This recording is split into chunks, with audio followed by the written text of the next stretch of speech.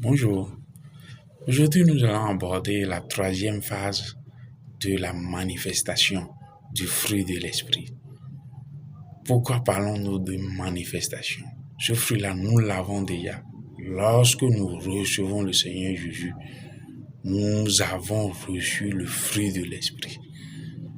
Et on va donner comme exemple un manguier. Un manguier, lorsqu'il porte des fruits et que vous passez à côté de lui, vous savez qu'il porte déjà des fruits. C'est la raison pour laquelle nous aussi, qui nous disons chrétiens, nous devons porter des fruits du christianisme. Porter ces fruits veut dire que nous devons manifester l'amour. Ça doit se sentir en nous que nous avons l'amour. Nous avons la joie, la paix, la tolérance, la patience, la bénignité, la maîtrise de soi, la bonté. Voilà le fruit de l'esprit.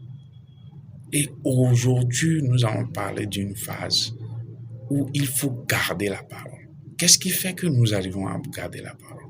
Comment on garde la parole? Nous avons déjà parlé du fait de connaître la parole. Nous avons également parlé du fait de comprendre la parole que tu as connue. Et nous avons invoqué Josué 1, verset 8.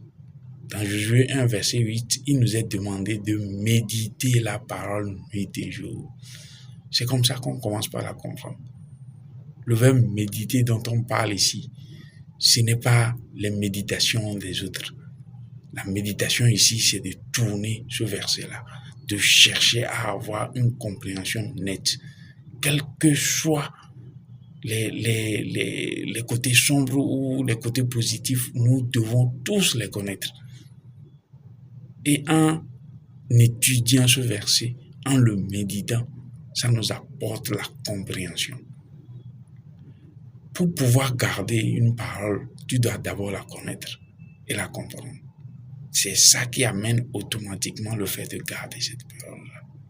Et si tu gardes, quelle est la raison plutôt pour laquelle il faut garder la parole? Il faut garder la parole pour pouvoir l'utiliser, pour pouvoir la pratiquer. Dans Josué 1, verset 8, là, il nous demande également que ce livre de loi ne s'éloigne pas de notre bouche.